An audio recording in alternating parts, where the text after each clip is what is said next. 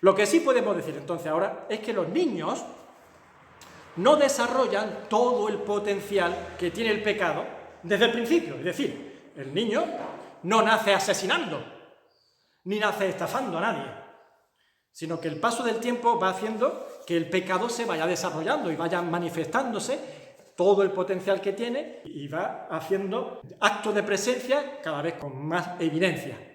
Para ilustrar este asunto que comento, por ejemplo, pensemos en una enfermedad como es el cáncer. El cáncer es una enfermedad que puede estar ahí y no la notas, pero está. Y conforme va pasando el tiempo, irá manifestando la gravedad de lo que es esa enfermedad. El cáncer es una enfermedad muy grave. Vamos a hablar del cáncer maligno, no hay benigno que se puede curar, pero el maligno, el que muchos no tienen cura, ese está ahí y no te ha matado. Uy, ha cogido cáncer, ¡pum!, te mueres, no. Te lo detectan, pues si yo estaba normal, pues lleva ya eso ahí un tiempo. Y conforme va pasando el tiempo se va a ir demostrando más la gravedad que tiene y lo severo que es. Y empezarán ya los dolores, y empezarán ya la fiebre, y empezarán las manifestaciones físicas, y se va mostrando. El infarto de corazón no es así, ¿verdad? El infarto cuando te da, ¡pum!, te queda en el sitio, un buen infarto, ¿no? Se obstruye la coronaria, el corazón no funciona y te mueres en el momento. Pero para ilustrar el asunto del pecado en nosotros, en el niño hasta el hombre, ahí está presente. Y conforme va pasando el tiempo se va haciendo manifiesta la realidad de la gravedad de esa situación. Ahora, también hay que saber que tampoco en todos los adultos se desarrolla por igual todo el potencial del pecado, sino que en uno se va a desarrollar más que en otro, o se va a manifestar más que en otro. Es decir, no todos hemos apuñalado a personas, y hay quienes sí lo han hecho. Y no todos somos unos mujeriegos, y hay quienes sí lo son. Y no todos son unos ladrones, y hay quienes sí lo son. Pero en nuestros corazones sí hemos hecho muchas cosas así, ¿verdad? Como decía mi padre muchas veces, yo en mi mente o en mi corazón me he cargado muchas veces al alcalde. Cuando iba conduciendo y ¡bum!, y se acordaba del alcalde y se cargaba al alcalde en su mente. Y después lo apreciaba mucho, era una cosa que él decía, pero lo apreciaba mucho, y cuando lo saludaba con mucho agrado. Pero es lo que queremos mostrar, mucho cuidado. No desarrollaremos todo el potencial que hay, que puede ser extremo, y vemos la gravedad del asunto cuando se ven terribles noticias de gente que llegan a ser genocidas o asesinos en serie, violadores, descuartizadores, esas cosas, pero esa es la manifestación, digamos, extrema, el cáncer más agresivo, o la muestra más agresiva del cáncer, pero también está ahí el que su muestra no es tan agresiva, pero está y mata. Así que por muy terrible que sea el pecado, su manifestación no es igual en un niño que en un adulto. Pero está. Y sus manifestaciones a pequeña escala se hacen evidentes. Pues ahí está el niño con su dolor, con su miedo, con su negación, con su egoísmo, con su rebeldía, y cada vez más cosas.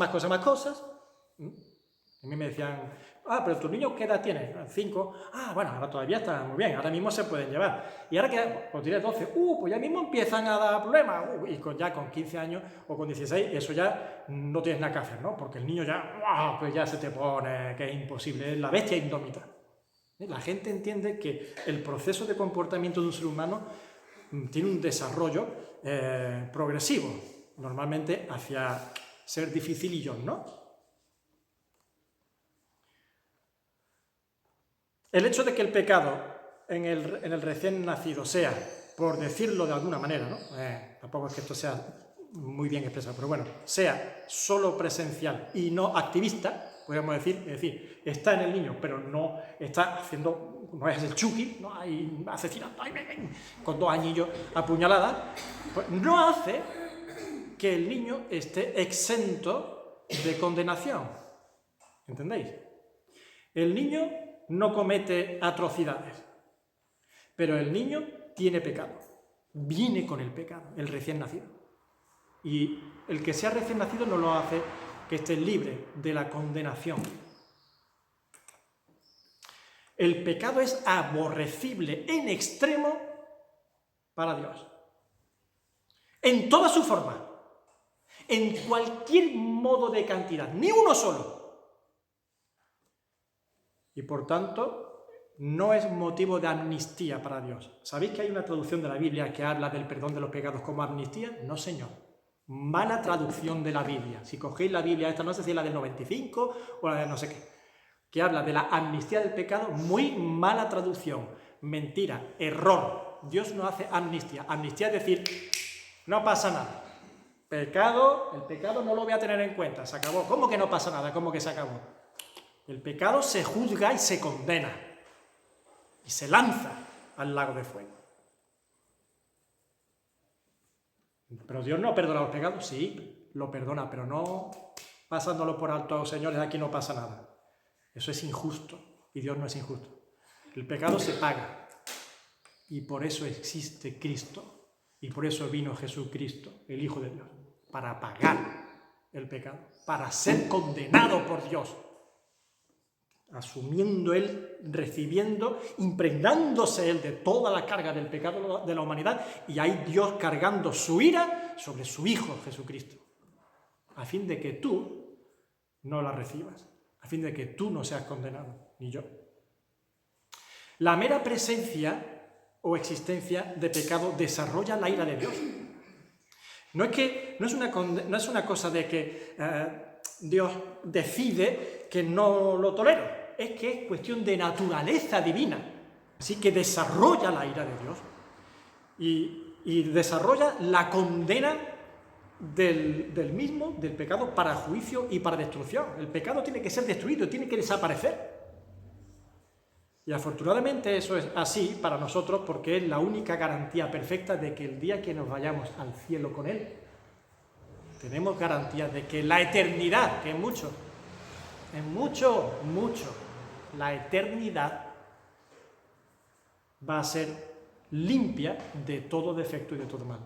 Señores, tenemos una vida eterna por delante donde nunca volveremos a ver el mal ni ningún defecto, porque Dios es santo. Y ahí está el asunto.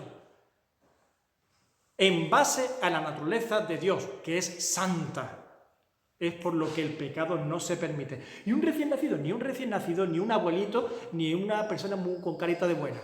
Hay pecado y no puede haber presencia de pecado delante de Dios porque Él es santo. Es inviable pensar en que Dios pase por alto el pecado porque es contra su propia naturaleza. Al igual que es imposible pensar en acercar el fuego a la pólvora y que esa no explote. Se produce una deflagración, se produce un prendimiento en la santidad de Dios. Cuando el pecado se acerca a Dios, Dios deflagra, se incendia su ira justa y santa sobre algo tan terrible y tan malo como es el pecado. Ahora, no obstante, hay caras de tristeza o de sobrecogimiento, ¿no? Lógico, porque por mucho que nos hayan hecho chistes, este humorista malagueño que tanto nos ha hecho reír y haya hecho tantos chistes con lo de pecador, es terrible la realidad del pecado. Y es como para tener caras de sobrecogimiento, ¿vale? Pero esta triste situación está amparada por la obra salvífica de Jesucristo en la cruz del Calvario. Me refiero a la triste situación de los recién nacidos y de los niños. Dios provee para estas criaturas que no tienen responsabilidad, no pueden dar respuesta, no se les puede requerir nada. La sangre de Cristo cubre multitud de pecados. Así que será algo que también lo veremos más detalladamente en el tema de la salvación, pero dejar claro que para los niños, para los recién nacidos, también era necesaria la muerte de Jesucristo en la cruz. No hay ningún niño que vaya al cielo sin la cruz de Cristo. Y si Cristo no hubiese muerto, los niños no irían al cielo. Pero Cristo murió por ellos también. Vemos entonces dos formas de presentarse el asunto del pecado. El pecado como veneno que impregna nuestro ser, que lo hemos visto en Romanos 7, 20 al 21. Bueno, nos quedamos en el 20, ¿verdad? Pero mirad cómo dice: y si hago lo que no quiero, ya no lo hago yo, sino el pecado que mora en mí, así que queriendo yo hacer el bien, hallo esta ley, que el mal está en mí, impregna mi ser. Y hemos visto el pecado y los pecados, que se presentan como transgresiones, es decir, como traspasar líneas que se ponen, límites que Dios pone. No hagas esto, de aquí no pases, y tú vas, pasas. Eso es transgredir. Y la transgresión, las transgresiones son los pecados. Primera de Juan, capítulo 3, versículo 4, pues el pecado es infracción de la ley. Eso. Dios tiene su ley, Dios presenta sus normas y tú las traspasas. O cometes infracción de ellas. Y eso es pecar. Ahora, el pecado te lleva a los pecados. Y el Antiguo Testamento nos habla de los sacrificios que habían por el pecado y los sacrificios que se ofrecían por los pecados. Y eran ofrendas distintas. Así que daros cuenta entonces que hay algo de diferencia, de distinción, que lo caracteriza. El pecado, que es el veneno que impregna nuestra sangre, por decirlo de alguna forma, ilustrada, y después los pecados, que son los actos que vamos cometiendo. Y ahí había ofrendas por el pecado y ofrendas por los pecados. Eran cometidos puntualmente y tú ofrecías sacrificios por ese pecado. Mientras que la ofrenda por el pecado era una vez al año y toda la nación. También lo veremos. Recordemos una cosa. Habíamos dicho que el ser humano está en un estado de perdición y en una condición de pecador. Nuestra condición es ser pecadores. De ahí que continuamente tendamos al mal. Y eso nos hace vivir en un estado de perdición. Estamos perdidos en delitos y pecados. ¿Por qué digo esto? Porque ahora, en base a eso, hay otra realidad también que hay que aclarar respecto a una enseñanza religiosa errónea. Tienes que ser muy bueno, tienes que hacer muchas cosas buenas para agradar a Dios, para alcanzar el perdón de Dios, para ir al cielo. ¡No! Todo esfuerzo humano, aún en el mejor de los casos y en las mejores de las situaciones, se ve frustrado y se ve impedido para obtener un buen resultado delante de Dios. ¿Por qué?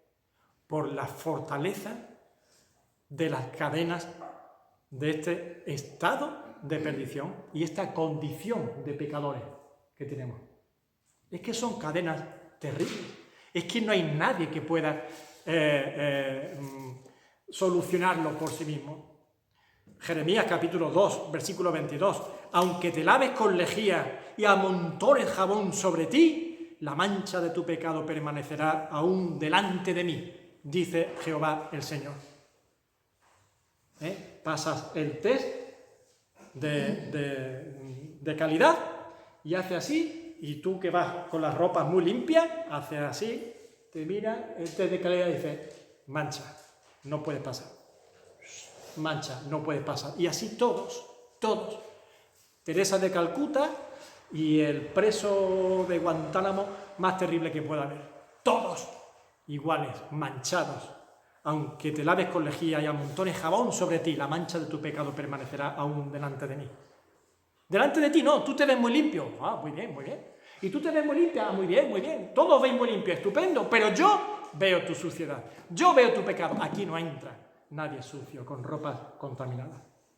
De modo que el ser humano no puede hacer nada por sí mismo a expensas de Dios para salvarse por muchas cosas justas que hagamos. Es que yo he hecho todo esto. Tú te sacas una lista de las cosas tan buenas que has hecho. Pues mira, Isaías 64:6. Si bien todos nosotros somos como suciedad y todas nuestras justicias, mira, yo soy, yo hago, yo esto, yo digo, yo voy, y yo, pues dice, y todas nuestras justicias como trapo de inmundicia, como trapos sucios, como trapos de limpiar basura. Y caímos todos nosotros como la hoja, y nuestras maldades nos llevaron como viento. Tu reacción, entonces, ante esto, va a ser, ¿cómo? ¿Estás diciendo que todas las cosas buenas no valen para nada delante de Dios? Pues la respuesta es no. Si lo haces para ganarte el cielo o para ganarte el perdón de Dios o el agrado de Dios, no te vale para nada para eso. Y así es como lo revela el Señor. Santiago capítulo 2, versículo 10. Porque cualquiera que guardare toda la ley, es decir, o cumpliera todos los mandamientos, pero ofendiere en un punto, se hace culpable de todos. Ahora, ven. ¿Tú has cumplido todo lo que Dios quiere? ¿Todo lo que Dios exige? ¿Todo lo que Dios demanda? Que sí, que mira, que yo esto. El joven rico, ¿os acordáis? Y le dice el Señor, vale, muy bien, ¿cuántas cosas buenas haces? Véndelo todo y dalo a los pobres. Y el joven se fue, triste, porque tenía muchas posesiones. No podía dar ese paso.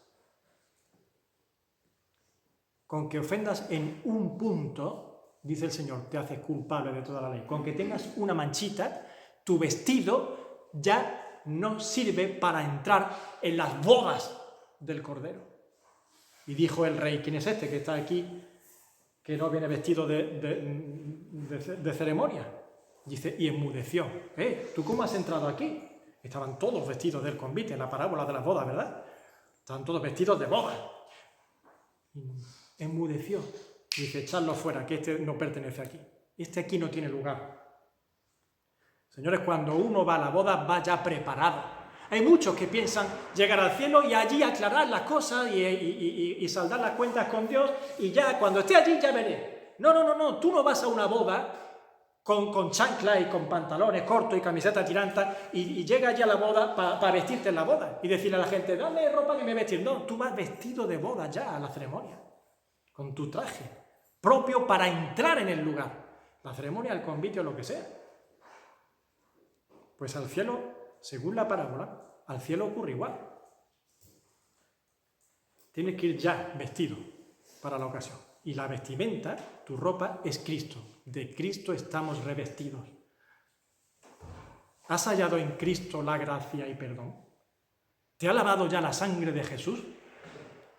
¿A su gran convite preparado estás? ¿Te ha lavado ya la sangre de Jesús? Esa es la pregunta. ¿Estás vestido de Cristo? Si no, no entras.